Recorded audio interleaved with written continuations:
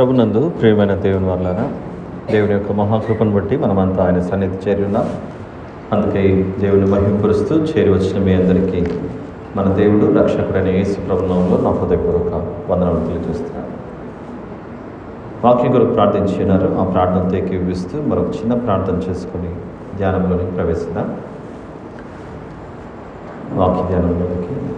ప్రేమగల తండ్రి, కృపగలిగిన మా దేవ, మహాపరిశుద్ధుడైన మా తండ్రి, మీకే స్తోత్రములు నాయన. మీ సన్నిధిలో మేము చేరి ఉన్నాం. మాతో మాట్లాడండి, మమ్మల్ని బలపరచండి. మీ ఉద్దేశంలో మేము గ్రహించుటకు మమ్మల్ని నేత్రము తిరుగుమని వివరించిన నాకు మీ సహాయం దయచేయమని వేడుకొంచి మా దేవుడు నిజ రక్షకుడైన యేసుక్రీస్తు ప్రభువు పేరిట ఈ కృతజ్ఞత స్తుతి ప్రార్థన మీకే సమర్పించి ప్రార్థించి వేడుకుంటున్నాను తండ్రి. ఆమేన్. ప్రియులారా, యోహాను సువార్త 3వ అధ్యాయం.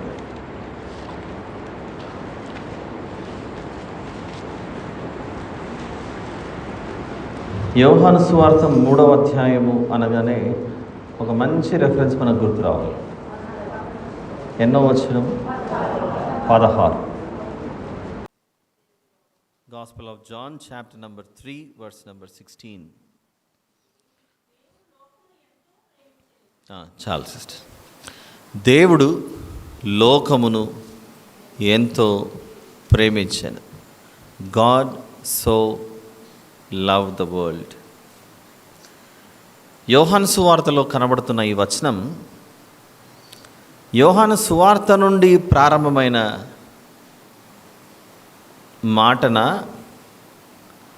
లేకపోతే ఏనాటి నుండో ఉన్నటువంటి దేవుని అభిప్రాయమా?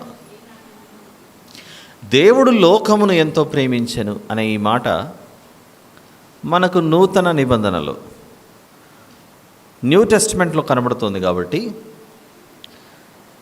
లోకమును ప్రేమించడం అన్నది దేవుడు క్రొత్త నిబంధన నుంచి ప్రారంభించాడు.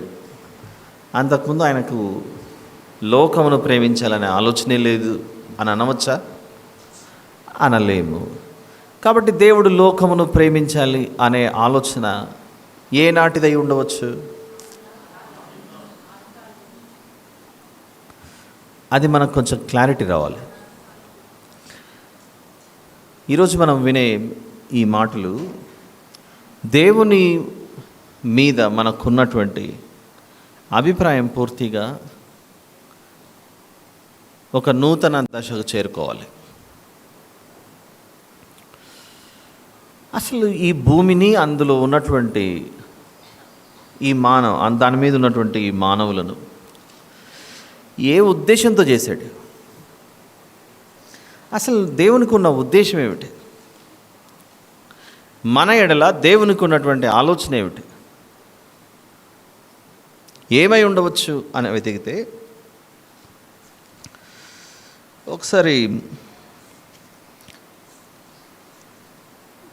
లేవియాకాండంలో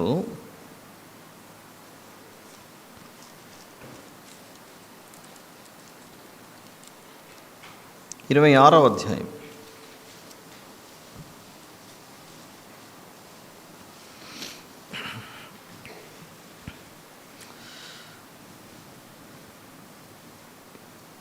లేవియాకాండం 26 12వ వచనంలోని 2వ భాగంలో, మీకు దేవుడనయుందును, మీరు నాకు ప్రజలయుందురు అని పదే పదే మనకు పలు సందర్భాలలో పాత నిబంధనలో కనబడుతూ ఉంటుంది.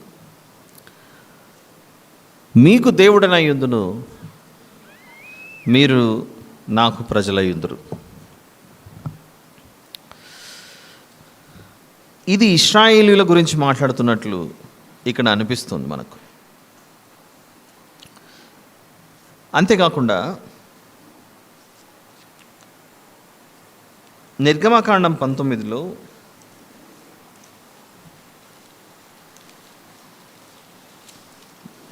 ఎక్కువ సందర్భాల్లో ఈ మధ్య ధ్యానించినటువంటి విషయం ఇది.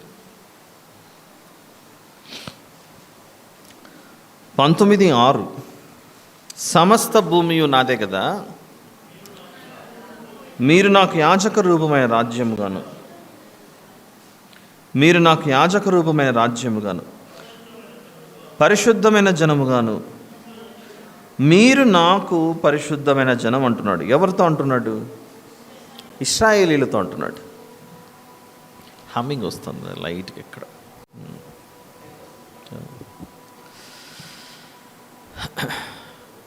బైబిల్ని చూసే విధానంలో మనకు ఉండవలసినటువంటి అభిప్రాయం ఏమిటంటే, ఇది ఆదికాండం నుంచి ప్రకటన వరకు ఒకే విషయాన్ని తెలియజేస్తున్నటువంటి గ్రంథం అనే అభిప్రాయం మనకు రావాలి మొదట. This is one continuation story. బైబిల్ని చూడాల్సినటువంటిది. 66 పుస్తకాలు ఉన్నాయి కదా అని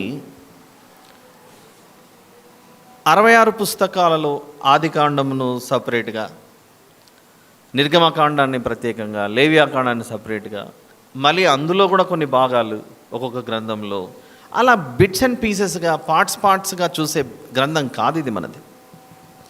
ఇదంతా ఒక్క దేవుని యొక్క మనస్సుకు సంబంధించిన ఒక యథార్థ గాథ కాదు, యథార్థ కథ. This is one continuation story. మామూలుగా కొన్ని కథలు చదివామనుకోండి, మనిషి కల్పిత రాతతో ఏదో అల్లుకొని రాసేటువంటి కథలు. నేను అలా కల్పిత రాతతో ఉన్నటువంటి కథ అని మాట్లాడట్లేదు. స్టోరీగా పిలవడంలో ఉద్దేశం ఏదో భాగాలుగా విభజింపబడి బిట్స్ అండ్ పీసెస్గా ఏరుకొని తినేది కాదు, ఇది తీసుకునేది కాదు. ఆదికాండం నుంచి ప్రకటన వరకు this is one continued story. ఇది ఒకే ఒక సారాంశం చెప్పేది. అది ఒక చెట్టుకు, ఒక మొద్దుకు రకరకాల కొమ్మలు, కొన్ని కుడికి, కొన్ని ఎడమకు, కొన్ని ముందు వెనుక ఎలాగైతే వెళ్ళింటాయో బ్రాంచెస్, కొమ్మలు ఒక్క సారాంశానికి అంటుకట్టబడినటువంటి విషయాలు బైబిల్లో ఆదికాండం నుంచి ప్రకటన వరకు కనబడతాయి. ఆ ఒక్క మాటనే, నేను మీకు దేవుడనయ్యుందును, మీరు నాకు ప్రజలయ్యుందురు. ఇంతే బైబిల్లో కనబడుతున్న ఒక ఏకైక సారాంశం ఏముంది అనంటే, నేను మీకు దేవుడనై ఉండాలి, మీరు నాకు ప్రజలై ఉండాలి. ఇది చాలా ఉన్నతమైనటువంటి మాట. మనం అర్థం చేసుకోవడంలో ఎక్కడో పొరపాటు జరుగుతుంది. ఒక కంటిన్యూయేషన్ స్టోరీగా మనం దీన్ని ఆలోచించినప్పుడు ఏం మాట్లాడాలనుకుంటున్నాడు దేవుడు అనేది మనకు క్లారిటీ వస్తుంది.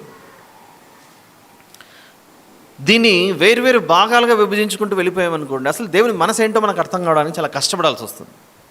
ఒక మనిషి యొక్క జీవితకాలం ఎందుకొరకు ఏర్పాటు చేశాడో అపోస్తలుల కార్యములు 17వ అధ్యాయంలో దేవుడు తన ఉద్దేశాన్ని మనిషిని భూమి మీద ఎందుకు పంపించాడు, మనిషిని భూమి మీదికి దేవుడు ఎందుకు పంపించాడు? అపోస్తలుల కార్యములు 17వ అధ్యాయము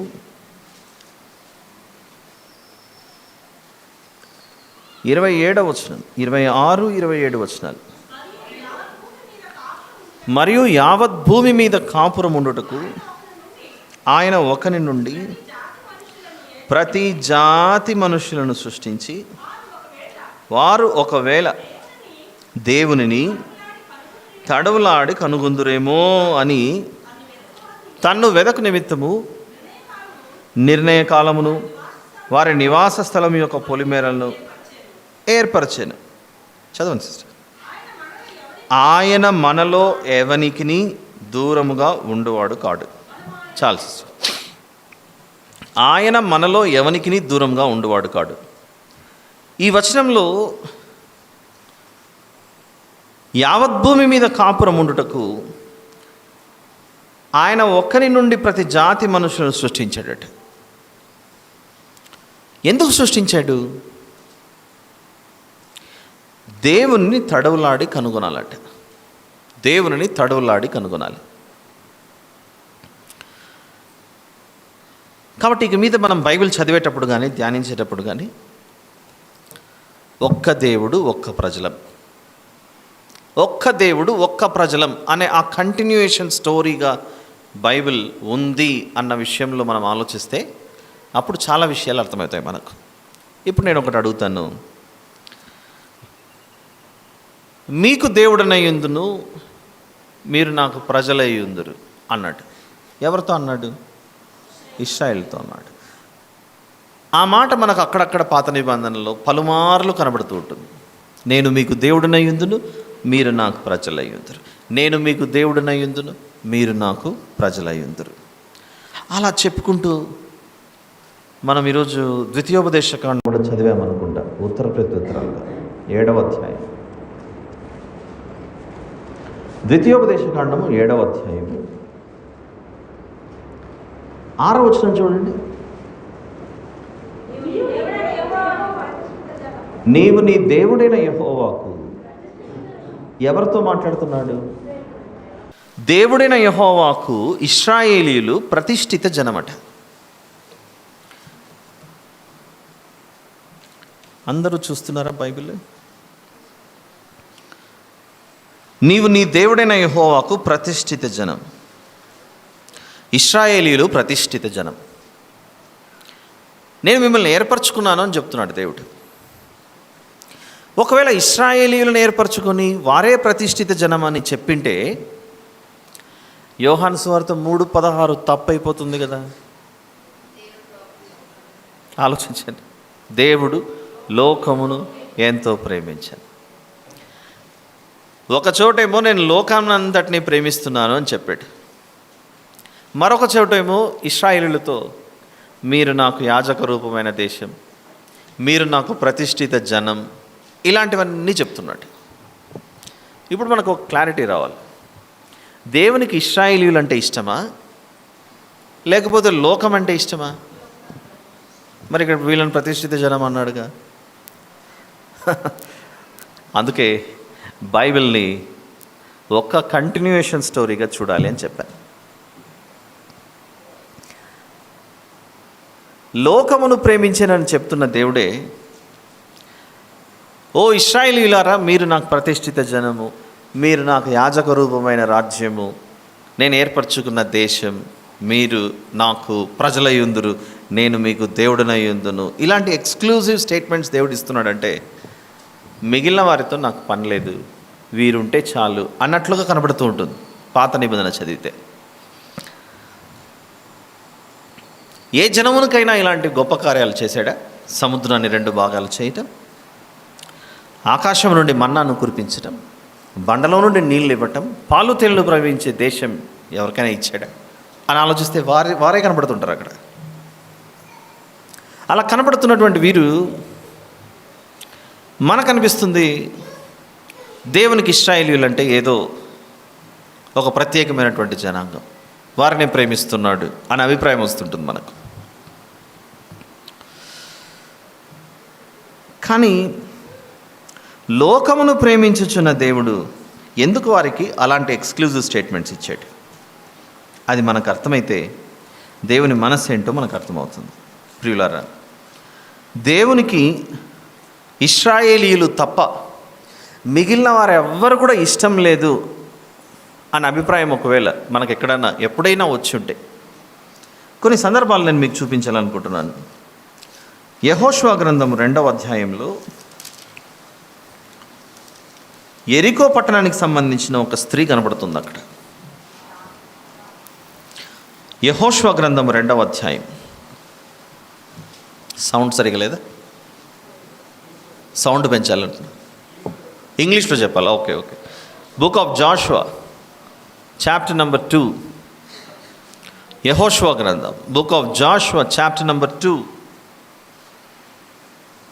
వర్స్ నెంబర్ 1.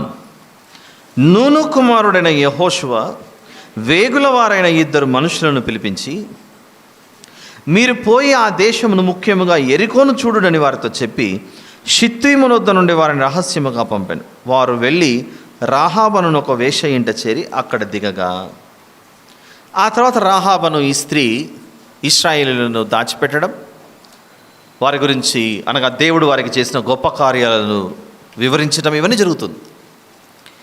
ఈ కారణాన్ని బట్టి ఈ స్త్రీ మరియు ఆ స్త్రీ ఇంటికి సంబంధించిన వారందరూ దేవుని చేత రక్షింపబడతారు. అది యెహోషువ గ్రంథం 6వ అధ్యాయం. యెహోషువ గ్రంథం 6వ అధ్యాయంలో 23వ వచనంలో, వేగుల వారైన ఆ మనుషులు పోయి రాహాబును, ఆమె తండ్రిని, ఆమె తల్లిని, ఆమె సహోదరులను, ఆమెకు కలిగిన వారిని అందరినీ వెలుపలికి తోడుకొని వచ్చిరి.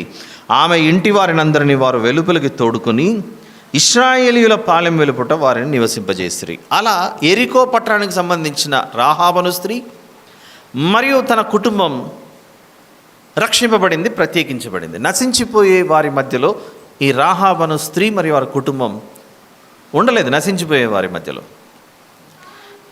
మరి ఈ రాహాబ్ అనే స్త్రీ ఇశ్రాయేలీయురాలా, కనానీయురాలా? ఇశ్రాయేలీయురాలు కాదు, ఇశ్రాయేలు దేశానికి సంబంధించిన స్త్రీ కాదు. మరి దేవుడు ఈ స్త్రీని అయితే కాబడుతున్నాడుగా. నాకు ఇశ్రాయేలీలు మాత్రమే ప్రతిష్ఠితమైన జనాంగం, మిగిలిన వారైతే నాకు ఇష్టం లేదు అనే అభిప్రాయం ఒకవేళ మనకు వస్తే, చరిత్రలో వీరిని కాపాడుతున్న సందర్భాలు కనబడుతున్నాయి మనకు. ప్రియులారా, మరొక సందర్భాన్ని చూద్దాం. యెహోషువ గ్రంథం దాటుకొని బుక్ ఆఫ్ జడ్జెస్, న్యాయాధిపతులు కూడా క్రాస్ అయ్యి దాటుకొని వెళ్తే మనకు రూతు గ్రంథం, బుక్ ఆఫ్ రూతు గ్రంథంలో నయోమి గారి పిల్లలిద్దరు కుమారులు 4వ వచనంలో మోయాబు స్త్రీలను పెండ్లి చేసుకొనిరి అనుంది అక్కడ. రూతు గ్రంథము చాప్టర్ 1 వర్స్ నంబర్ 4, 1వ అధ్యాయము 4వ వచనం. వారు మోయాబు స్త్రీలను పెండ్లి చేసుకొనిరి. వారిలో ఒకదాని పేరు ఓర్పా, రెండవ దాని పేరు రూతు. నయోమి గారి కుమారులు ఇద్దరు స్త్రీలను వివాహం ఆడారట. ఒక కుమారుడేమో ఓర్పా అను స్త్రీని వివాహం ఆడితే, మరో కుమారుడు రూతు అను స్త్రీని వివాహం ఆడాడు. మరి ఈ స్త్రీ ఏ దేశానికి సంబంధించిన స్త్రీ? మోయాబు దేశానికి సంబంధించిన స్త్రీ. మోయాబు దేశానికి సంబంధించిన స్త్రీ 16వ వచనం 1వ అధ్యాయంలో 16th వర్స్లో, నీ జనమే నా జనము, your God is my God, your people are my people అని అంటుంది రూతు గారు. నీ దేవుడే నా దేవుడు అని చెప్పి ఈ ఇద్దరు స్త్రీలను మనం చూసాం. ఒకరేమో కనానీయురాలు, ఎరికో పట్టణానికి సంబంధించిన స్త్రీ, మరొకరేమో మోయాబీయురాలు. ఈ ఇద్దరి స్త్రీల పేర్లు మనకు ఎక్కడ కనబడుతున్నాయో చూద్దాం ఒకసారి. మత్తయి సువార్త 1వ అధ్యాయంలో కనబడుతున్నాయి. మత్తయి సువార్త 1వ అధ్యాయంలో మత్తయి సువార్త 1వ అధ్యాయం 1వ వచనం చూద్దాం. Gospel of Matthews chapter number 1 verse number 1. అబ్రహాము కుమారుడకు దావీదు కుమారుడైన యేసు క్రీస్తు వంశావళి అని చెప్తూ, ఒక్క నిమిషం సిస్టర్, ఇలా చదువుకుంటూ ముందుకెళ్తే మనకు ప్రత్యేకంగా 4వ వచనం నుండి చదువుకుంటూ వెళ్తే, ఎస్రోము అరామును కనెను, అరాము అమ్మినాదాబును కనెను, అమ్మినాదాబు నయస్సోనును కనెను, నయస్సోను షల్మానును కనెను, షల్మాను రాహాబునందు బోయజును కనెను. యెహోషువ గ్రంథంలో కనబడే ఎరికో పట్టణస్థురాలైన రాహాబను స్త్రీ యేసు ప్రభువు జన్మించినటువంటి ఆ వంశావళి పుస్తకంలో కనబడుతుంది. అలానే బోయజు రూతునందు ఓబెదును కనను అని మోయాబీయురాలైనటువంటి స్త్రీ ద్వారా భూమి మీదకి వచ్చినటువంటి సంతానంలో, ఆ వంశవృక్షంలో యేసు ప్రభు కనబడుతున్నాడు. ఒక కనానీయురాలకు, ఒక మోయాబీయురాలకు ఇశ్రాయేలీయుల వంశవృక్షంలో స్థానం ఎలా దక్కింది ఆలోచించండి. ఒక కనానీయురాలకు యెహోషువ గ్రంథంలో వేశ్యగా పరిగణింపబడినటువంటి ఆ స్త్రీ తర్వాతి కాలంలో ఒకరికి భార్యగా మారి జన్మించినటువంటి సంతానంలో అటు కనానీయురాలైన ఈ స్త్రీకి, ఆ తర్వాత మోయాబీయురాలైన ఈ స్త్రీకి ఇశ్రాయేలుల వంశవృక్షంలో ఇదిగో యేసు ప్రభు యొక్క వంశావళిలో చోటు దక్కింది. సాధారణంగా పలానా వారు వీరిని కన్నారు, పలానా వారు వీరిని కన్నారు అని మత్తయి సువార్త 1వ అధ్యాయం చెప్పగానే దీనితో మనకేం పెద్ద పని లేదని అనిపిస్తుంటుంది. కానీ ఆ వచనాలలో మనకు అర్థమవుతున్నది, ఈ స్త్రీలు ఇశ్రాయేలీలతో సహపౌరులు అయ్యారు. మునుపు దూరస్తులైనటువంటి వీరు ఇశ్రాయేలీలతో సహపౌరులు అయ్యారు. అక్కడ ఎంత బాగుంది అంటే, దేవుడు ఆయనను వెంబడించడానికి నిర్ణయం తీసుకున్న ఏ జనాంగమైనా సరే వారిని తన బిడ్డలుగా స్వీకరించే మనసు కనబడుతుంది దేవునికి. ఇప్పుడు ఇంకో విషయం చూపిస్తాను. నిర్గమకాండము 15వ అధ్యాయం 26వ వచనంలోనే ఒక భాగం. Book of Exodus chapter number 15 verse number 26, the last part, చివరి భాగం. నిన్ను స్వస్థపరచు యెహోవాను నేనే. ఎవరితో చెప్పాడు అక్కడ? నిన్ను స్వస్థపరచు యెహోవాను నేనే అని చెప్పాడు. నీ ఆరోగ్యం బాగలేకపోతే నిన్ను స్వస్థపరిచేది నేనే అని దేవుడు సెలవిస్తున్నాడు. ఎవరితో చెప్పాడు ఆ మాట? ఇశ్రాయేలుతో చెప్పాడు. అవునా, ఒప్పుకుంటారు కదా ఈ విషయానికి? ఇశ్రాయేలుతో చెప్పాడు. ఇప్పుడు మనము రాజుల 2వ గ్రంథము 5వ అధ్యాయానికి వెళ్దాం. నిన్ను స్వస్థపరచు యెహోవాను నేనే అని చెప్పిన దేవుడు రాజుల 2వ గ్రంథం 2 kings chapter number 5, 2 kings chapter number 5, రాజులు 2వ గ్రంథము 5వ అధ్యాయంలో ఎక్కువ ఉంది కనుక నేను చదువుతాను, చూడండి. 2 kings chapter number 5 verse number 1 onwards. Syria రాజు సైన్యాధిపతి అయిన నయమాను అనునొకడు ఉండను. ఏ దేశానికి సంబంధించిన వ్యక్తి? సిరియా. సిరియా అనే దేశం ఇప్పటికీ ఉంది. సిరియా దేశము ఇశ్రాయేల్ దేశం రెండు ఒకటేనా? కాదు. సిరియా దేశం వేరు, ఇశ్రాయేల్ దేశం వేరు. నిర్గమకాండం 15లో నిన్ను స్వస్థపరచు యెహోవా నేనే అని చెప్పింది ఎవరికి? ఇశ్రాయేలులకు. ఇప్పుడు ఈ పిక్చర్లోకి ఎవరు వస్తున్నారు? రాజుల 2వ గ్రంథం 5వ అధ్యాయంలో సిరియా దేశానికి సంబంధించిన వ్యక్తి వచ్చాడు. సిరియా రాజు సైన్యాధిపతి అయిన నయమాను అని ఒకడు ఉండెను.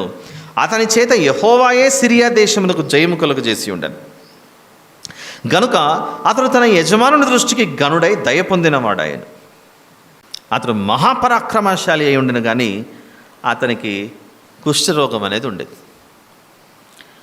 సిరియా దేశానికి సంబంధించిన వ్యక్తి, ఆ దేశంలో ఒక మంచి సైన్యాధిపతి పొజిషన్లో ఉన్నాడు.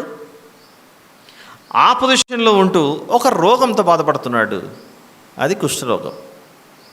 అప్పుడు వారి ఇంటిలో పనిచేసే ఒక చిన్నది, నా యజమాని అక్కడికి వెళ్తే కుష్ఠరోగం బాగవుతుందని చెప్తుంది ఆ అధ్యాయంలో. చెప్పగానే ఈ సైన్యాధిపతి ఎలీషా గారిని సంప్రదిస్తాడు. ఎలీషా గారిని సంప్రదించగానే యోర్దాను నదిలోకి వెళ్ళి మునుగు అని అంటాడు. యోర్దాను నది స్వస్థపరిచిందా? ఎలీషా గారు స్వస్థపరిచారా? దేవుడు స్వస్థపరిచాడా? మరి నిర్గమకాండంలో నిన్ను స్వస్థపరచు యెహోవా నేనే అని ఏ జనాంగంతో అన్నాడు? మరి ఇక్కడ సిరియా వ్యక్తిని స్వస్థపరుస్తున్నాడే. ఆలోచించండి. నిన్ను స్వస్థపరచు యెహోవా నేనే అని ఇశ్రాయేలులకు మాటిచ్చి రాజుల 2వ గ్రంథానికి వచ్చిన తర్వాత ఇశ్రాయేలీయులు కాని వారిని స్వస్థపరుస్తున్నాడు. ఇశ్రాయేలీయులు కాని వ్యక్తిని స్వస్థపరుస్తున్నాడు దేవుడు. అంటే ఇప్పుడు దేవుడు అబద్ధం ఆడినట్లా, మాట తప్పినట్లా? నిన్ను స్వస్థపరచు యెహోవా నేనే అని ఇశ్రాయేలుతో చెప్పి సిరియా దేశానికి సంబంధించిన వ్యక్తిని స్వస్థపరుస్తున్నాడు ఇక్కడ. అంటే ఏమై ఉండొచ్చు?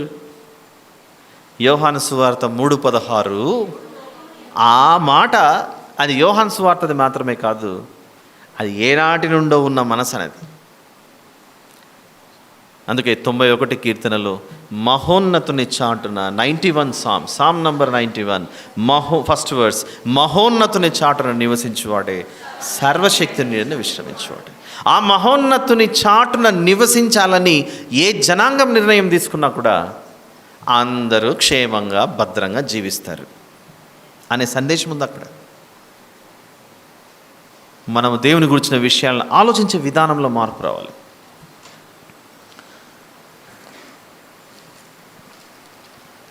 ఇంకో మాట చూద్దాం. లూకా సువార్త 19. లూకా సువార్త 19 10 చూద్దాం. లూకా సువార్త 19:10. నశించిన దానిని వెదకి రక్షించుటకు మనుష్య కుమారుడు వచ్చానని అతనితో చెప్పాను. నశించిపోవటం దేవునికి ఇష్టం లేదు. అందుకు మనుష్య కుమారుడు వచ్చాడట. యేసు ప్రభు వెతుకుతూ వచ్చాడట వీరిని కాపాడాలని. ఇది ఇశ్రాయేలులతోనే అన్నాడా, అందరితో అన్నాడా? ఈ మాట క్రొత్త నిబంధనకు సంబంధించినది అని మనకు అనిపిస్తుంది. కానీ ఆయన మనసు ఏనాటిదో ఒకసారి యోనా గ్రంథానికి వెళ్ళి చూద్దాం. యోనా గ్రంథం, మనకందరికీ యోనా గారు అంటే చాలా ఇష్టం. ఒకే ఒక మనిషి చేప కడుపులో ఎవరైనా ఉన్నారంటే ఈ మనిషి. మనిషి కడుపులో మనిషి ఉండడం అది దేవుడు ఏర్పాటు చేసిన విధి అయినప్పటికీ చేప కడుపులోకి మనిషి వెళ్ళడం అనేది చిన్న విషయం కాదు. ఇది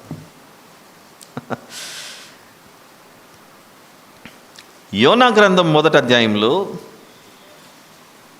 దేవుడు 762 పేజ్ నంబర్. అందరు తీసారా? I wait.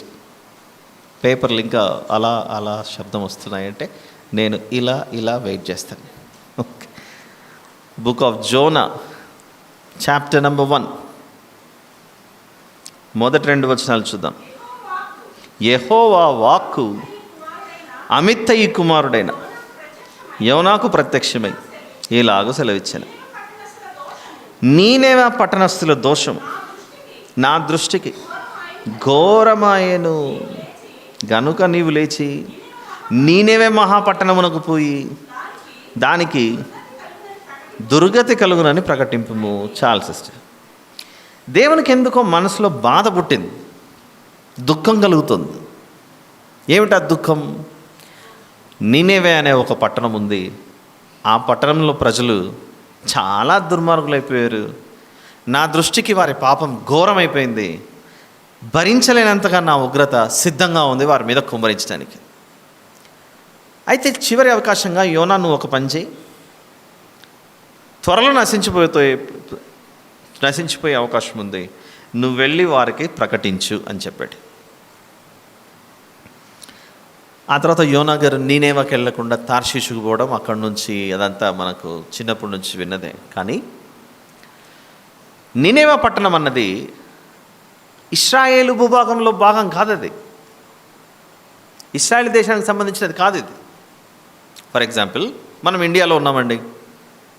దేవుడు మనల్ని పిలిపించి శ్రీలంకలోని కొలంబోకు వెళ్ళు, లేకపోతే పాకిస్తాన్లో ఇస్లామాబాద్కి వెళ్ళు, ఇంగ్లాండ్లో ఉన్న లండన్కి వెళ్ళు, ఆస్ట్రేలియాలో ఇంకొక ప్రాంతం ఉంది అక్కడికి వెళ్ళి అక్కడ ప్రజలు నశించిపోవడం నాకు ఇష్టం అనిపించట్లేదు, చాలా ఘోరం అయిపోయిన పరిస్థితి, నువ్వు వెళ్ళి అక్కడ ప్రకటించరా అన్నట్టు.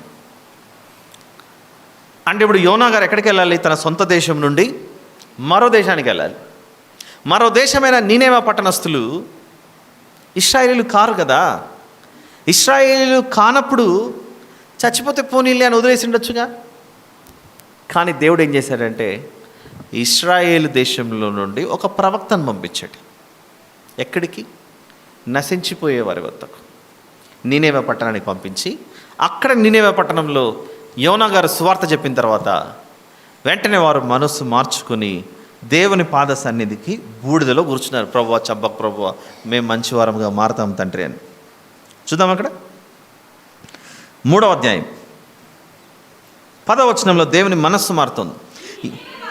ఈ నీనేవే వారు తమ చెడు నడతలను మానుకొనగా వారు చేయుచున్న క్రియలను దేవుడు చూచి పశ్చాత్తాప్తుడై వారికి చేయుదునని తాను మాట ఇచ్చిన కీడు చేయక మానని. అంటే ఏం జరుగుతుంది ఇక్కడ? నీనేవా పట్టణస్థులు నిజంగా నశించిపోవాలా, ఇశ్రాయేలు మాత్రమే భద్రంగా ఉండాలి అనే ఆలోచన దేవునికి ఉండింటే వీరిని భద్రంగా కాపాడి మిగిలిన వారిని చంపేసేవాడు. అలా చేయలేదు. Even in the old testament God so loved the world. దేవుడు లోకమును ఎంతో ప్రేమించాడు. మరి మరి ఈ పద్ధతి అంతా ఏమిటి? అబ్రహాము గారిని పిలవడం ఏమిటి? ఆయనలో నుండి ఇస్సాక్ గారిని తీసుకురావటం ఏమిటి? ఆ తర్వాత యాకోబు గారిలో నుండి 12 మంది బిడ్డలు రావటం ఏమిటి? వారి జనాంగాన్ని ప్రతిష్ఠిత జనం అని ఎందుకు అన్నాడు? వారి ద్వారానే లోకానికి వాక్యాన్ని తీసుకురావడం ఏమిటి? మనకు ఆ ఉద్దేశం కలగడం ఏమిటి? ఏ ఉద్దేశం? దేవుడు వారిని స్పెషల్గా చూశాడండి. ఈ విషయం అప్పుడప్పుడు మనలో అనిపించవచ్చు. చూసారా, వారికైతే మన్నాను తెరిపించాడు, మాకేమో అది ఎలా ఉంటుందో కూడా చూడలేదని మనకు అనిపిస్తుండొచ్చు. ఇలా ఒక ఆలోచన మనకు ఒకవేళ వస్తే, చూసిన ఈ సందర్భాలన్నీ, అటు రహాబను స్త్రీ కావచ్చు, రూతు గారు కావచ్చు, నయమాను అనే కుష్ఠరోగి కావచ్చు, వాగ్దానం ఒకవేళ నిన్ను స్వస్థపరచు యెహోవా నేనే అని ఇశ్రాయేలును మాత్రమే స్వస్థపరిచే దేవుడు అయ్యింటే ఇక్కడ సిరియా వ్యక్తిని ఎందుకు స్వస్థపరుస్తాడు? అటు అష్షూరీయుల ప్రాంతంలో ఉన్నటువంటి నీనేవే పట్టణస్తులను ఎందుకు కాపాడతాడు? ఇవన్నీ ఆలోచిస్తుంటే దేవునికి ఈ లోకము నశించిపోకుండా ఉండాలనే ఆలోచన ఏనాటిదో. అందుకే నేను మీకు దేవుడనయ్యుందును, మీరు నాకు ప్రజలయ్యుందురు. ఏ ఆశతో ఈ ప్రాజెక్ట్ వర్క్ జరుగుతుందంటే, ఏ ఉద్దేశంతో ఈ ప్రాజెక్ట్ వర్క్ జరుగుతుందంటే, దేవుని యొక్క మనస్సు ప్రకటన గ్రంథము 7వ అధ్యాయం ఏ ఉద్దేశంతో దేని కొరకు ఎదురు చూస్తున్నాడో ఆయన ఒకసారి మనం గమనిస్తే, ప్రకటన గ్రంథము 7వ అధ్యాయము 9 అటు తర్వాత, book of Revelation chapter number 7 verse number 9 చదవండి. అటు తర్వాత నేను చూడగా, ఇదిగో ప్రతి జనములో నుండి, ఎందులో నుండి? ప్రతి జనములో నుండి, ప్రతి వంశములో నుండి, ప్రజలలో నుండి, ఆయా భాషలు మాట్లాడు వారిలో నుండి వచ్చి ఎవడునూ లెక్కింపజాలని ఒక గొప్ప సమూహం కనబడెను.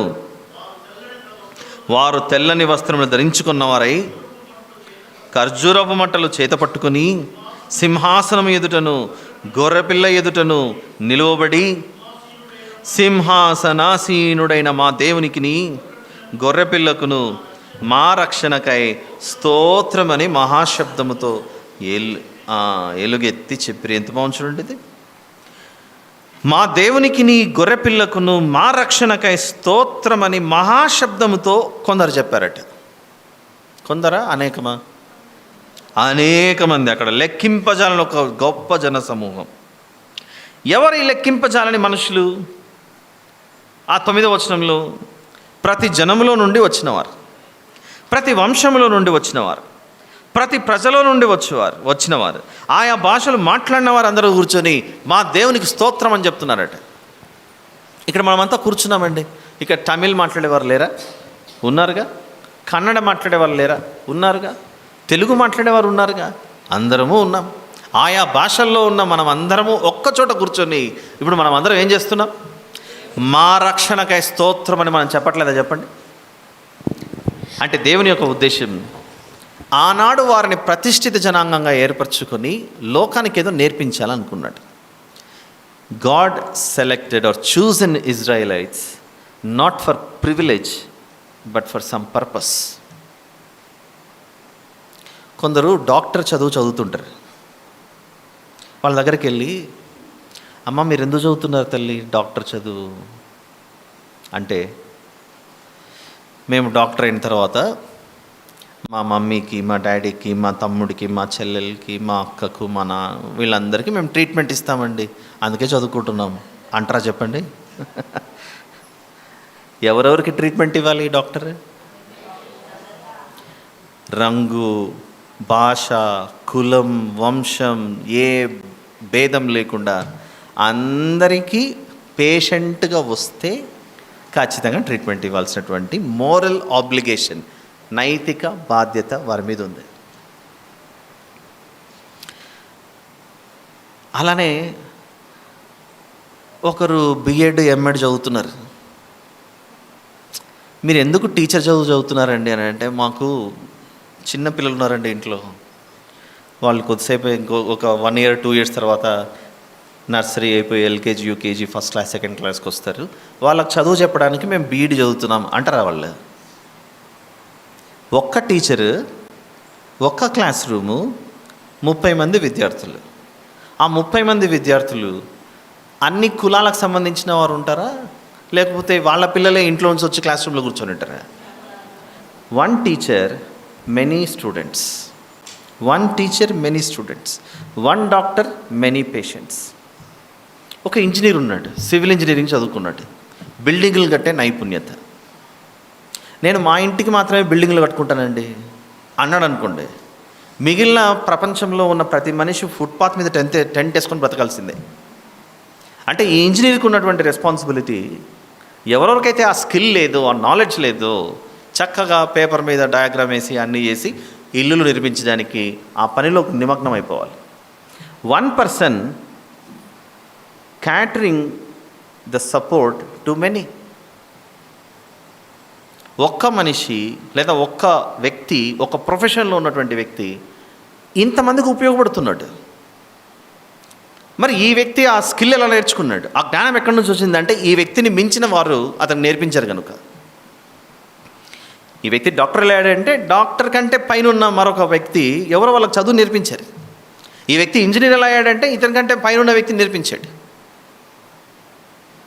ఈ వ్యక్తి టీచర్ ఎలా అయ్యాడంటే నేర్పించారు ఇతని కంటే ఇంకా పైన ఉన్నవారు. ఒకరిని ఏర్పరచుకొని మిమ్మల్ని పిలిచాను, మీకు ఒక రెస్పాన్సిబిలిటీ ఇస్తున్నాను, ఒక బాధ్యత చెప్తున్నాను. It is not a privilege, it is a purpose. చూడ్డానికి చాలా బాగున్నామని ఈరోజు నుంచి నువ్వు టీచర్ అమ్మా అని చెప్పేసి ఇస్తారా చెప్పండి సర్టిఫికేట్?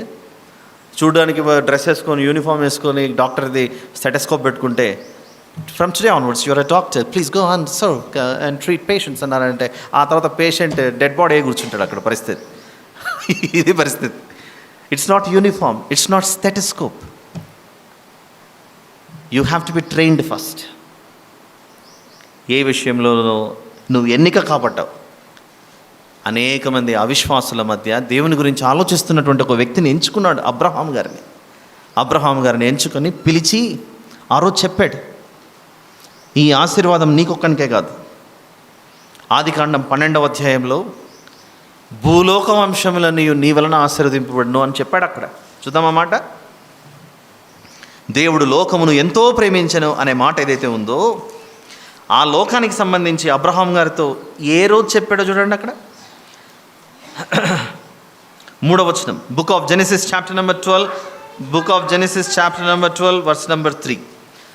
12వ అధ్యాయం 3వ వచనం ఆదికాండం. నిన్ను ఆశీర్వదించు వారిని ఆశీర్వదించెదను, నిన్ను దూషించు వారిని శపించెదను. భూమి యొక్క సమస్త వంశములు. ఏమిటి మాటకు అర్థం ఏమిటి? భూమి యొక్క సమస్త వంశములు నీ యందు ఆశీర్వదించబడతాయి. అంటే అబ్రహాం గారికి స్పెషల్ ప్రివిలేజ్ ఇచ్చినట్లా కాదు. ఒక్క టీచర్ చదువు చెప్తే 30 మంది విద్యార్థులు పాస్ అవుతున్నారు, అంతే కదా. ఇప్పుడే ఎగ్జామ్స్ జరుగుతున్నాయండి, మ్యాథమెటిక్స్, సైన్స్, సోషల్ అన్నీ ఉన్నాయి. ఒక క్లాస్ రూమ్లో 30 మంది విద్యార్థులు కదా, టీచర్ ఒక్కరే కదా మ్యాథ్స్ చెప్పిండేది.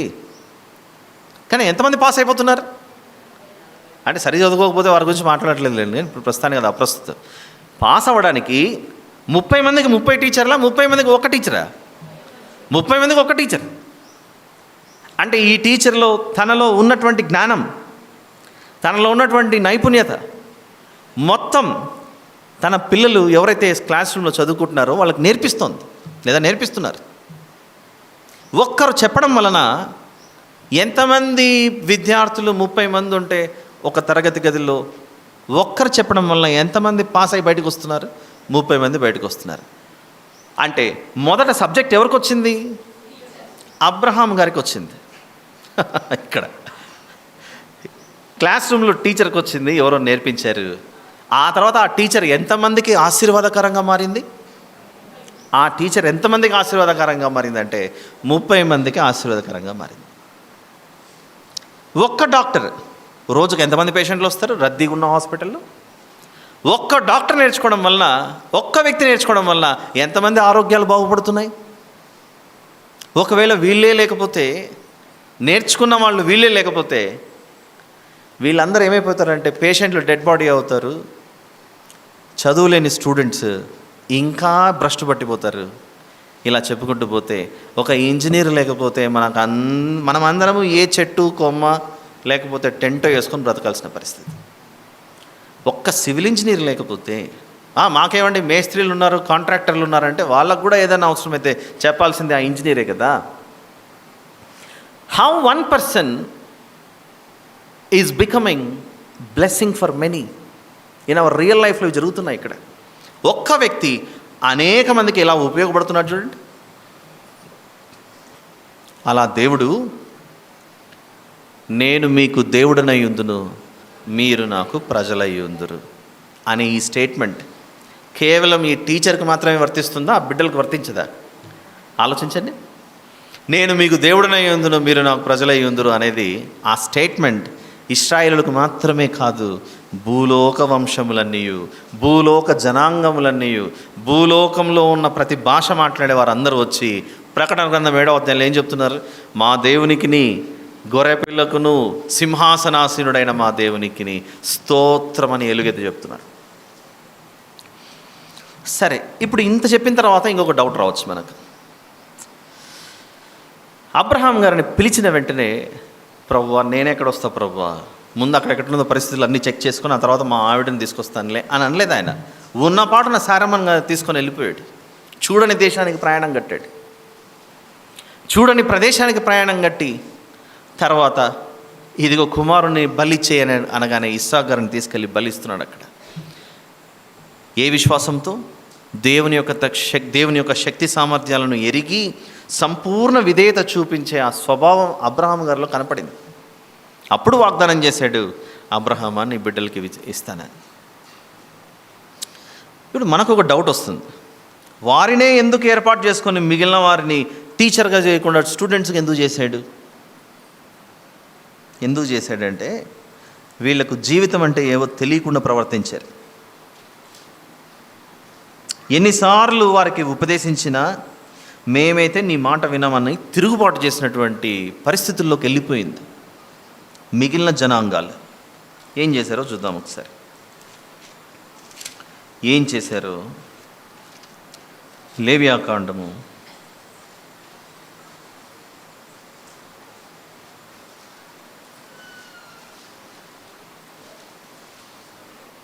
18. వీరి యొక్క సమాజ స్థితి బాగలేదు. మిగిలిన జనాంగాల సమాజ జీవన శైలి పరిస్థితులు బాగలేవు. వారికి దేవుని యొక్క పరిశుద్ధత, పవిత్రత నేర్పించడానికి ముందు వీరికి నేర్పించుకుంటూ వచ్చాడు. లేవియాకాండం 18 24వ వచనం చూద్దాం. 24వ వచనం, book of Leviticus chapter number 18 verse number 24. వీటిలో దేని వలనను అపవిత్రత కలుగు చేసుకొనకూడదు. నేను మీ ఎదుట నుండి వెళ్ళగొట్టుచున్న జనములు వాటన్నిటి వలన అపవిత్రులైరి. నేను మీ యొద్ద నుండి వెళ్ళగొట్టుచున్న జనులు వీటన్నిటి వలన అపవిత్రులయ్యారు. వేటి వలన అపవిత్రులయ్యారు? వారి అపవిత్రత చూసి వారు నివసించిన భూమి అంట, భూమి దేవుని స్వరం వింటుందని మనకు తెలుసుగా. భూమి కూడా ఒక ప్రాణి, ఎ లివింగ్ బీయింగ్ అని మనకు తెలుసు కదా. భూమి కూడా ఒక ప్రాణి.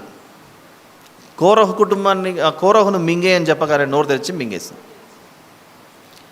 దేవుడు దానికి కూడా జీవం ఇచ్చాడు కనుకనే మనం విత్తనం వేయగానే మరో దానికి జీవం ఇస్తుంది. అది మట్టిలో నుంచి. ఈవెన్ ది ఎర్త్, మనం కాళ్ళ కింద తొక్కే మట్టి కూడా అదొక లివింగ్ బీయింగ్. అందుకే క్రొత్త నిబంధనలో ఎవరైనా నిన్ను చేర్చుకోకపోతే నీ పాదధూళి అక్కడ దులిపేసరా, ఆ ధూళి సాక్ష్యంగా ఉంటుందని ధూళికి చెప్పాడు. అక్కడ ధూళి సాక్ష్యంగా నిలబడ్డమా అంటే దేవుడు ఏం చెప్తున్నాడంటే ధూళికి కూడా నేను జీవం ఇచ్చాను అని చెప్తున్నాడు. అక్కడ జీవం లేకపోతే అది ఎలా సాక్ష్యం పలుకుతుంది దేవుని దగ్గర? అర్థమవుతుందా? అలాంటి భూమి ఇశ్రాయేలీయులు అక్కడికి వెళ్లకుండా ఉన్నప్పుడు, కనానీయుల చేతిలో ఉన్నప్పుడు, ఎప్పుడెప్పుడు వీరిని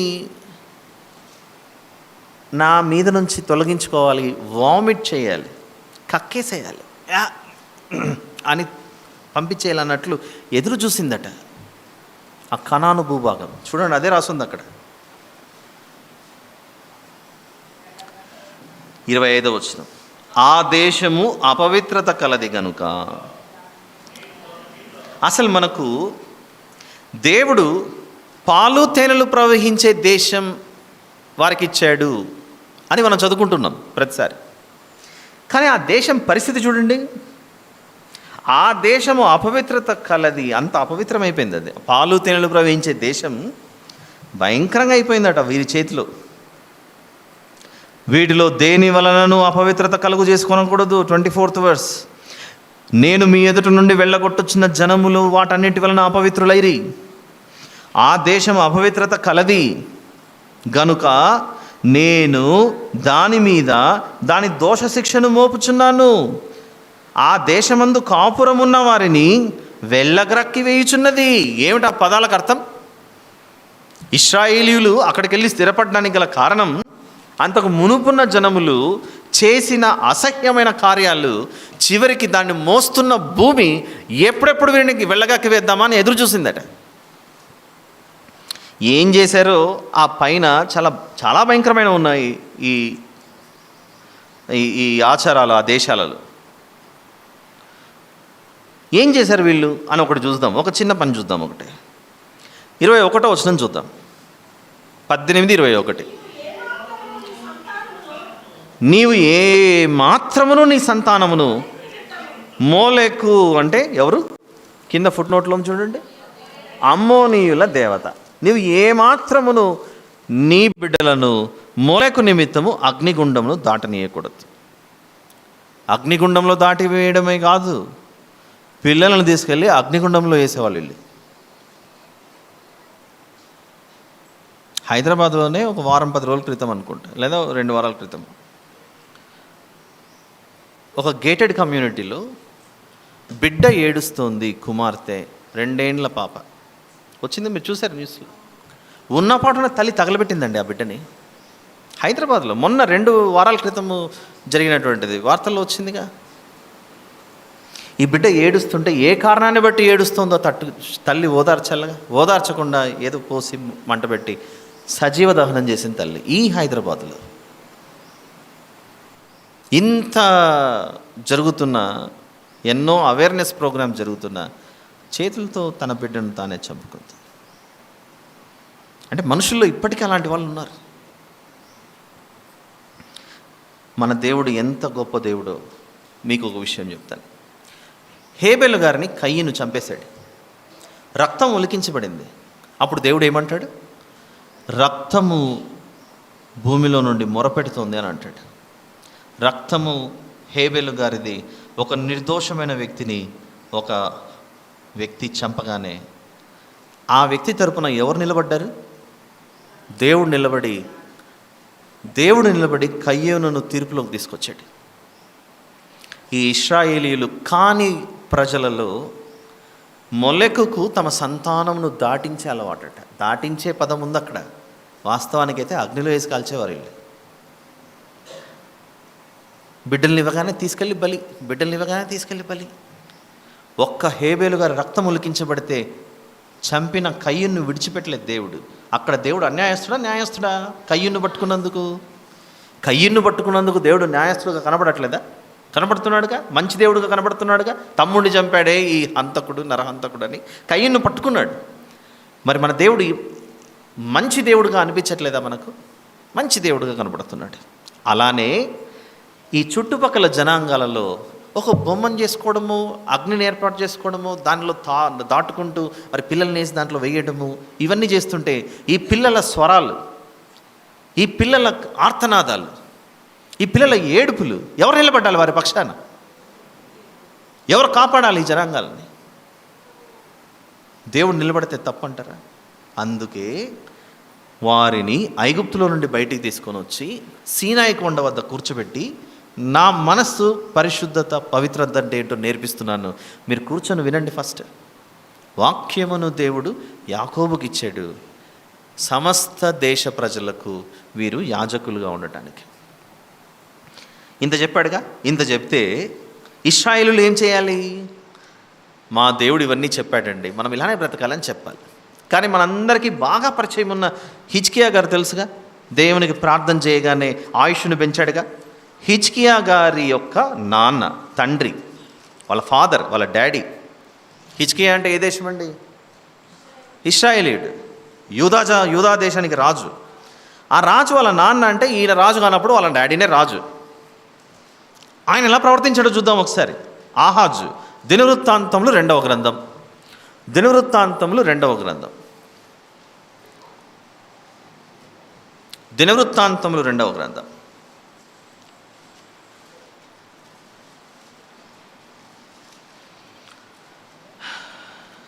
28వ అధ్యాయం, 2 Chronicles చాప్టర్ నెంబర్ 28.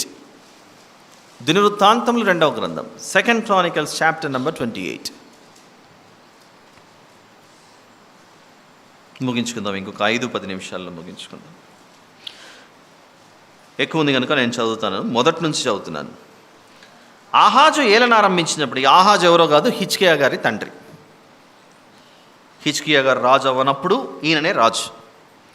ఆహాజు ఏలన ఆరంభించినప్పుడు 20 సంవత్సరంలో వాడై, ఎన్నేళ్ళ వాడై? 20 yearsలో రాజసింహాసనంలో కూర్చున్నాడు ఈయన. యెరూషలేములో 16 సంవత్సరములు ఏలెను. 20 yearsలో సింహాసనం ఎక్కి 16 years అంటే 36 ఆయన వయసు. ఏం చేశాడో చూద్దాం. అతడు తన పితరుడైన దావీదు వలె యెహోవా దృష్టికి యథార్థముగా ప్రవర్తింపలేదు. అతడు ఇశ్రాయేలు రాజుల మార్గములందు నడిచి బయలుదేవత రూపములుగా పోత విగ్రహములను చేయించెను. మరియు అతడు బెన్ హిన్నోము లోయందు ధూపము వేసి ఇశ్రాయేలీయుల ఎదుట నుండి యెహోవా తోలివేసిన జనముల, ఏం చెప్తున్నాడు ఇక్కడ? ఇశ్రాయేలీయుల ఎదుట నుండి దేవుడు తోలివేశాడే, ఆ వెళ్ళగ్రక్కిందే భూమి. లేవియాకాండం చదివాను చూసారా? అలాంటి ప్రజల హేయక్రియల చొప్పున తన కుమారులను అగ్నిలో దహించాడు. హిజ్కియా గారు బయటపడ్డారు. అలా హిజ్కియా గారి నాన్న ఆహాజు అన్నప్పుడు హిజ్కియా గారిని ఎలా తప్పించారు, అక్కడ దేవుడు ఎలా కాపాడాడు. ఆయన మిగిలిన కుమారులైతే ఆహాజు తీసుకెళ్ళి అగ్నిలో పడేసాడు. అంటే ఇప్పుడు ఏం జరుగుతుంది? దేవునిని ఎరుగని ప్రజలు దేవునిని ఎరిగిన ప్రజల వైపుకు తిరగాల, దేవునిని ఎరిగిన ప్రజలు దేవునిని ఎరుగని ప్రజల వైపుకు తిరగాల. వారే వీరి తట్టు తిరగాలి. కానీ పరిస్థితి ఏమైపోయిందంటే తారుమారై వీరు వారి తట్టు తిరిగారు ఇక్కడ. అందుకే ఇర్మియా గ్రంథంలో చాలా స్పష్టంగా దేవుడు, ఇర్మియా, నువ్వు ఎట్టి పరిస్థితుల్లో వారి తట్టు తిరగకూడదు, వారే నీ తట్టు తిరగాలి. ఒక తండ్రి బిడ్డలు తీసుకొని అలా ఏమీ తెలియని అమాయకపు పసికందులను అలా చేస్తుంటే, అలాంటి జనాంగాలను అంతమొందించి పరిశుద్ధమైనటువంటి రాజ్యాన్ని భూమి మీద స్థాపించాలి అని దేవుడు అనుకోవడం లేనా? తప్పు అనిపిస్తుందా మనకు? ఒక్కటి చెప్పాను, ఇలాంటివి ఎన్నో, 1 కాదు 2 కాదు. ఇర్మియా గ్రంథం 15లో 19వ వచనంలో, 19వ వచనంలోని చివరి మాటలో, book of Jeremiah chapter number 15 verse number 19, వారు నీ తట్టునకు తిరగవలెను కానీ నీవు వారి తట్టునకు తిరగకూడదు. నువ్వు వారి తట్టునకు తిరగకూడదు. చెడిపోయిన సమాజాన్ని బాగుపరచుటకు ఒక మంచి టీచర్గా ఉండాలని దేవుడు వీరిని ఏర్పరచుకొని, అప్పట్లో ఇంకా ప్రొఫెసర్స్ వీళ్ళందరూ ఎక్కడ వాళ్ళు, దేవుడే వారి కొరకు ప్రొఫెసర్ అయ్యాడు. వెళ్ళి కూర్చోబెట్టాడు సీనాయి కొండ వద్ద. కూర్చోబెట్టి, నేను చెప్తున్నవి నేర్చుకోండి, ఫస్ట్ మీరు మారండి, వెళ్ళి ఇతరులను మార్చండి అని బాధ్యత చెప్పాడు. కాబట్టి ఇది ప్రివిలేజ్ అనాలా, పర్పస్ అనాలా? ఇశ్రాయేలుకు ప్రత్యేకంగా ఏవో చూసుకున్నాడు, వారిని ప్రత్యేకంగా అని అనుకుందామా? లేకపోతే వారికి ఒక బాధ్యత అప్పచెప్పి బాధ్యతను చక్కగా నిర్వర్తించండి అని చెప్పాడు.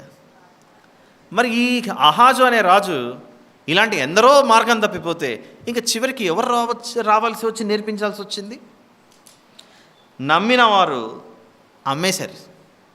అందుకే నేనే దిగి రావాలని యేసు ప్రభు దేవుడై ఉండి దేవుడే వారి మధ్యలోనికి వచ్చి మొదలుపెట్టాడు లెసన్లు. ఎక్కడ మొదలుపెట్టాడు? మత్తయి సువార్త 5లో హృదయ శుద్ధి గల వారు ధన్యులు, వారు దేవుని చూచెదరు. కొండ వద్ద కూర్చోబెట్టి చెప్పాడు పాత నిబంధన. మత్తయి సువార్త 5లో కనిపించకుండా చెప్పాడు పాత నిబంధన, కనిపించి చెబుతున్నాడు క్రొత్త నిబంధన. కనిపించకుండా ఎలా చెప్పాడు? సీనాయి కొండ వద్ద ప్రత్యక్షంగా కనపడ్డాడు దేవుడు? ఏమన్నా లేదు, ఆత్మరూపిగా ఉండి మోషే గారితో మాట్లాడుతున్నాడు. అలా కనిపించకుండా చెప్పాడు ఓల్డ్ టెస్టిమెంట్లో. న్యూ టెస్టిమెంట్లో మళ్ళీ కొండెక్కాడు. మత్తయి సువార్త 5 అక్కడ సీనాయి కొండనెక్కాడు, ఇక్కడ ఇశ్రాయేలు దేశంలోనూ ఒక కొండ ఎక్కి కూర్చున్నాడు.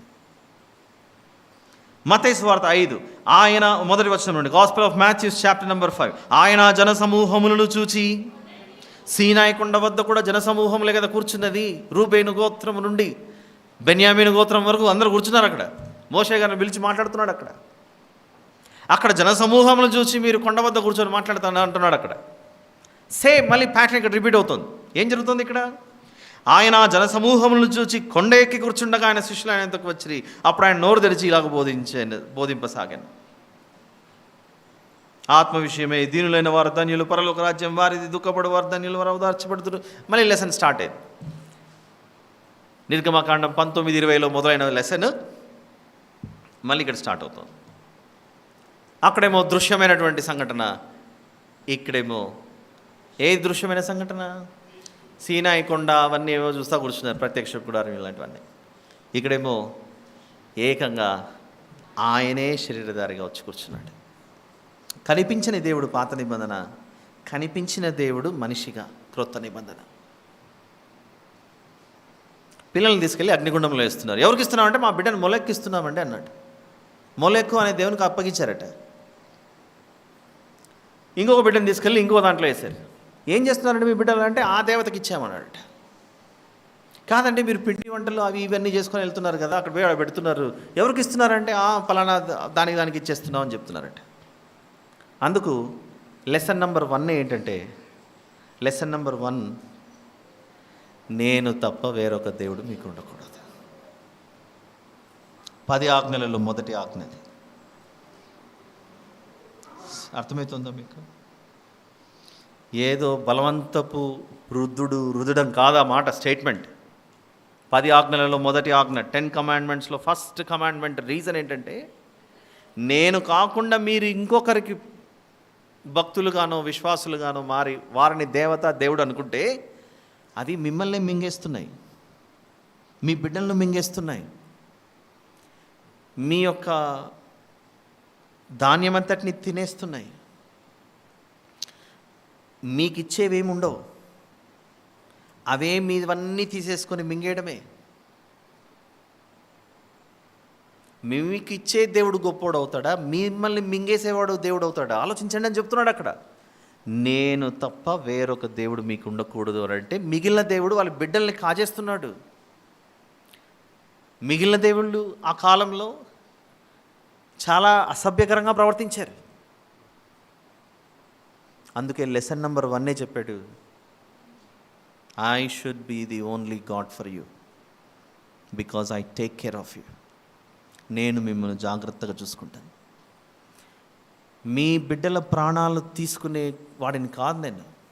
అవసరమైతే నా అంతటా నేనే మీ కొరకు ప్రాణం పెట్టే దేవుడన్న. యోహాను సువార్త 10లో ఏమన్నాడు? నా అంతటా నేనే నా ప్రాణము పెట్టుచున్నాను.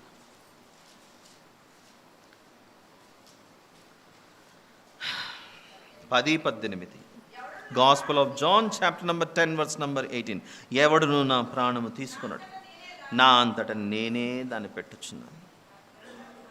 చాలు సిస్టర్. ఇప్పుడు చెప్పండి, దేవునికి మిగిలిన వారంటే ఇష్టం లేదంటారా? ఆలోచించండి.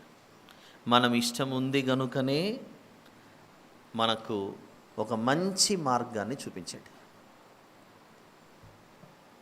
అందుకే ఒక మాట అంటాడు పేతురు గారు రాసిన మొదటి పత్రిక 2వ అధ్యాయం. ఈరోజు వాక్యధ్యానం అదేగా మనకు. 1 Peter chapter 2 verses 9 and 10. ఆనాడు వారిని యాజకులు అన్నాను, ఈనాడు మీతో అంటున్నాను, ఇదిగో ఆయన యందు విశ్వాసం ఉంచి ఎవరైనా సరే మీరు చీకటిలో నుండి ఆశ్చర్యకరమైన తన వెలుగులోనికి మిమ్మును పిలిచిన వాని గుణాతిశయములను ప్రచురము చేయు నిమిత్తము ఏర్పరచబడిన వంశమును, రాజులైన యాజక సమూహమును, పరిశుద్ధ జనమును, దేవుని సొత్తైన ప్రజలనై ఉన్నారు. ఒకప్పుడు ప్రజగా ఉండక ఇప్పుడు దేవుని ప్రజ అయితిరి. ఒకప్పుడు కనికరింపబడక ఇప్పుడు కనికరింపబడిన వారైతిరి. సాధారణంగా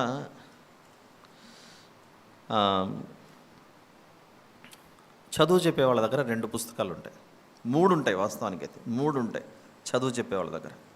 ఒకటేమో వర్క్ బుక్ ఉంటుంది, అది విద్యార్థులకు. ఇంకోటేమో టెక్స్ట్ బుక్ ఉంటుంది, ఇది టీచర్కి స్టూడెంట్కి ఇద్దరికి టెక్స్ట్ బుక్. ఈ 2 కాకుండా ఇంకో బుక్ ఉంటుంది, చెప్పగలరా ఏమిటి? Lesson plan. Good, nice. Lesson plan, okay, కరెక్టే. టీచర్స్ మాన్యువల్ అని ఒకటి ఉంటుంది. ఈ లెసన్ని ఆ విద్యార్థికి లెసన్ ఎలా చెప్పాలి అని టీచర్కి ఒక ప్లాన్ ఉంటుంది. ఆ ప్లాన్ని టీచర్స్ మాన్యువల్లో చెప్పింటారు. సండే స్కూల్ టీచర్లు ఉన్నారు, పిల్లలకి ఏవేవో ఇస్తారు, ఈ డ్రాయింగ్ వేయండి, ఆ డ్రాయింగ్ వేయండి, అది ఇది అని. దాని వెనకాల ఉద్దేశం ఏం ఎక్స్ప్లెయిన్ చేయాలి అనేది టీచర్స్కి ఒక మాన్యువల్ ఉంటుంది. అంటే 3 పుస్తకాలు, ఒకటి టీచర్ మాన్యువల్, 2 టెక్స్ట్ బుక్ ఇద్దరి దగ్గర ఉండేది, 3 వర్క్ బుక్. ఇప్పుడు టీచర్స్ మాన్యువల్ దేవుడు ఎవరి చేతిలో పెట్టాడు? వాక్యమును దేవుడు యాకోబుకి ఇచ్చాడు, 140. అయితే ఈ టీచర్ ఆ బుక్ ఎక్కడో పడేసుకున్నారు. అర్థమవుతుందా? 147 కీర్తన, psalm number 147 verse number 19. Psalm number 147 verse number 19. 147 కీర్తన 19వ వచనం. ఆయన తన వాక్యము యాకోబునకు తెలియజేశాడు. అమ్మ, ఇదంతా చెప్పాను, ఇప్పుడు మీరు వెళ్ళి చెప్పండి అంటే ఈ టీచర్ జాగ్రత్తగా బుక్ కాపాడుకోవాలిగా. ఏం బుక్లు అని తీసుకెళ్ళి ఎక్కడో పడేశారు. ఎక్కడో పడేసరికి ఇక వీరికే దిక్కు లేకుండా పోయేశారు. బుక్ పడేశారో లేదో చూద్దాం ఒకసారి, అది కూడా చూపిస్తాను. ఇది ఒకటి చూసి ముగించుకుందాం. దినవృత్తాంతం 2వ గ్రంథం 34వ అధ్యాయం. ఎక్కువ ఉంది, నేను చదువుతాను చూడండి. చాలా ఇంట్రెస్టింగ్ మ్యాటర్ ఇది. దినవృత్తాంతం 2వ గ్రంథం 34. మనలాగా చేతికి మనిషికి ఒక బైబిల్ ఆ కాలంలో లేదు. ఉన్న అంత జాగ్రత్తగా ఉండాల్సినటువంటి గ్రంథం ఏమైందో చూద్దాం. 8వ వచనం నుండి చదువుతున్నాను. దినవృత్తాంతంలో 2వ గ్రంథం 34:8. అతని ఏలుబడి యందు 18వ సంవత్సరమున దేశమును మందిరమును పవిత్రపరచుట అయిన తర్వాత అతడు అజల్యా కుమారుడైన షాపానును పట్టణాధిపతి అయిన మయషేయను రాజ్యపు దస్తావేజుల మీదనున్న యోహాహాజు కుమారుడగు యోవాహాజును తన దేవుడైన యెహోవా మందిరమును బాగు చేయుటకే పంపాను. మందిరము అక్కడక్కడ డ్యామేజ్ అయింది, కొంచెం రిపేర్ చేద్దామని నిర్ణయించుకున్నారట. చాలా సంవత్సరాలకు డిసైడ్ అయ్యారు. అది కనీసం మందిరం వైపు చూసే జనాలు కూడా లేనట్లు అయిపోయింది పరిస్థితి. అక్కడ మందిరమును బాగు చేయుటకే పంపాను. అలా మందిరాన్ని రిపేర్లు చేస్తున్నారట. రిపేర్లు చేస్తూ పోతుంటే 12వ వచనంలో ఆ పనిని నమ్మకముగా చేసేవారికి అప్పచెప్పారు. ఇవన్నీ చేస్తే అంతా అయింది. 13వ వచనంలో మరియు బరువులు మోయు వారి మీదను ప్రతి విధమైన పని జరిగించే వారి మీదను ఆ లేవీయులు పై విచారణకర్తలుగా నియమింపబడిరి. అలా ఎవరెవరు నియమింపబడ్డారో అదంతా చెప్పారు. అప్పుడు 14వ వచనంలో యెహోవా మందిరంలోనికి తేబడిన ద్రవ్యమును బయటికి తీసుకొని వచ్చినప్పుడు మోషే ద్వారా యెహోవా దయచేసిన ధర్మశాస్త్రము గల గ్రంథము యాజకుడైన హిల్కియాకు కనబడెను అంటే అర్థం ఏమిటి? పట్టించుకోలేదు. ఇప్పుడు 15వ వచనం. అప్పుడు హిల్కియా యెహోవా మందిరమందు ధర్మశాస్త్రము గల గ్రంథము నాకు దొరికెనని, ఆ పదం చూడండి అక్కడ, నాకు దొరికెనని అంటే అర్థం ఏంటి? ఎంత చెల్లా చెదురుగా దుమ్ము ధూళి ఎంత మందిరం పట్టింటే ఎన్నో ఏళ్లకు డిసైడ్ అయ్యారు, కొంచెం మందిరం క్లీన్ చేద్దామబ్బా అని. వేరే రాజు వచ్చిన తర్వాత, వేరే రాజు పుట్టిన తర్వాత అప్పుడు ఆలోచన వచ్చింది వారికి, కొంచెం క్లీన్ చేద్దాం చాలా రోజులై. ఎందుకంటే మా వాళ్ళందరూ అటు మొలేకు వైపు వెళ్ళిపోయారు. మొలేకు, కెమోషు అక్కడికి వెళ్ళి వాళ్ళ బిడ్డలను వాళ్ళని దహించుకుంటూ అట్లా బిజీ అయిపోయారు. ఈ మందిరం ఇలా పాడైపోయింది. ఒక రాజు పుట్టాడు, యోషియా అనే రాజు. ఆ యోషియా అనే రాజుకి అవి కాదు ఇదే దేవుని మందిరం అని మనసిటి వల్లింది. అలా మనసిటి వల్లిన తర్వాత కొంచెం శుభ్రం చేద్దాం, చాలా సంవత్సరాలు అయిపోయిందని శుభ్రం చేయడానికి వెళ్తే మందిరం అలా శుభ్రం చేస్తుంటే ఎక్కడో మోషే గారు, ఇందాక మనం చదువుకున్నామా నిర్గమకాండము, లేవియాకాండం, అవన్నీ గ్రంథంలో రాయబడిన గ్రంథం ఒక బుక్ దొరికింది. అంటే ఏమైపోయింది పరిస్థితి? దేవుడిచ్చిన వాక్యమును దేవుడు యాకోబుకి ఇస్తే యాకోబు దుమ్ము ధూళిలో పడేశాడు. దేవుని గ్రంథం పరిస్థితి అలా అయింది. ఆనాడు వారు పడేశారు దుమ్ములో. మనం కూడా క్రిస్మస్ అప్పుడు దుమ్ము దులుపుతుంటాం వల్ల, ఇంటికి పెయింట్ వేయాలి కదా అని. ఇదే పరిస్థితి. ఎందుకంటే రోజు చదివే ఆలోచన ఉండదు మనకు. మన aspirations were. I want to become that, I want to become this that అని ఉంటుంది. But nobody tries to become I want to be holy అన్నటువంటి విషయం. కాబట్టి ఆ రోజు గ్రంథం ఎలా పడేసుకొని చివరికి దేవునికి దూరం అయ్యారో, మనం ఒకవేళ దేవుడిచ్చిన ఈ పరిశుద్ధ గ్రంథాన్ని మనం పడేసుకుంటే మన జీవితాలు కూడా దుమ్ము ధూళే పరిస్థితి. కాబట్టి ప్రియులారా, ఇప్పుడు అర్థమైందా దేవుడు ఇశ్రాయేలును ఎందుకు ఏర్పరచుకున్నాడని? ఎందుకు ఏర్పరచుకున్నాడంటే అబ్రహాము గారిని మొదట పిలిచి నీకు ఒక రెస్పాన్సిబిలిటీ ఇస్తున్నా, భూలోక వంశాలు బాగుపడాలి, నిన్ను పంపిస్తున్నా, చిత్తం నా ఏలినవాడా అని అబ్రహాం గారు అన్నారు. ఇస్సాక్ గారు కూడా అదే అన్నారు, యాకోబు గారు అదే అన్నారు. కానీ యాకోబు గారిలో నుంచి వచ్చిన పిల్లల సంతానం ఏదైతే ఉందో దేవుడు వాక్యాన్ని భద్రపరిచి గిఫ్ట్ ఇస్తే దాన్ని తీసుకెళ్ళి వస్తుంది. దుమ్ములో ఏముంటాయి చెప్పండి? సాధారణంగా చెత్త ఉంటుంది, డస్ట్బిన్లో పడేయడం. మన చేతిలో ఉన్న బైబిల్ తీసుకెళ్ళి డస్ట్బిన్లో పడేయచ్చా? అలా చేశారు వీళ్ళు. అందుకే వాక్యం వెళ్ళి చెత్త కుండీలో పడాల్సిన పరిస్థితి వచ్చేస్తే ఇలాంటి పరిస్థితి ఉండకూడదని వాక్యము రూపం దాల్చింది, శరీరధారిగా మన మధ్యలోకి వచ్చాడు. శరీరధారిగా మన మధ్యలోనికి వస్తే ఆ ప్రభువును ఊరు బయట తీసుకెళ్ళి కొట్టి చంపేశారు. ఇంకేం చేయాలి చెప్పండి? అంత చేసిన దేవుడు ఆదికాండం నుంచి ప్రకటన వరకు ఒకే ఒక మాట అంటున్నాడు, నేను మీ దేవుడనై ఉందును, మీరు నా ప్రజలై ఉందురు. ఇందులో కనబడుతుంది దేవుని ప్రేమ ఎట్టిదో. ఆలోచించండి. మనము మంచిగా ప్రవర్తించామా దేవునితో? దేవుడు మనతో మంచిగా ప్రవర్తించాడు. దీన్నే మొదట దేవుడు మనల్ని ప్రేమించాడు, ఆ తర్వాత మనం దేవుని ప్రేమించడం స్టార్ట్ చేశాం. ప్రార్థన చేసుకుందాం. ప్రేమగల తండ్రి, మీకే స్తోత్రములు నాయన. మహాపరిశుద్ధుడైన మీతో మేము ఎంతో అమర్యాదగా ప్రవర్తించాము. నమ్మి ఇశ్రాయేళ్ల చేతిలో పెట్టారు, కానీ వారు కూడా నా ప్రభువా మీ మాట వినకుండా తిరుగుబాటు చేశారు. వాక్యము దుమ్ము ధూళిలోకి వెళ్ళిపోతే ఆ వాక్యము శరీరధారిగా రూపం దాల్చి మేము మధ్యలోనికి రావటం జరిగింది. నా తండ్రి, మేము ఎన్ని మార్లు ఈ విధంగా ప్రవర్తించామో మాకు తెలియదు, మమ్మల్ని క్షమించండి. యేసు ప్రభు ఈ లోకానికి వచ్చుటకు మీరు ఏర్పరచుకున్న వంశం, వాక్యమును ఇచ్చారు, ప్రవక్తలను ఇచ్చారు. చివరికి లోకరక్షకుడైన యేసు ప్రభు మెస్సయ్యగా వారి మధ్యలో జన్మించి మాకంటూ ఒక మార్గాన్ని చూపించాడు. ఇంత తెలుసుకున్న మేము ఇక మీదట నిర్లక్ష్యం చేయకుండా మీతో ఎలా నడుచుకోవాలో మాకు నేర్పించమని ప్రాధేయపడచ్చు. మా ప్రభువును ప్రియరక్షకుడైన యేసు ప్రభు వారి పేట అడిగి వేడుకొని సమర్పిస్తున్నాను తండ్రి. ఆమేన్.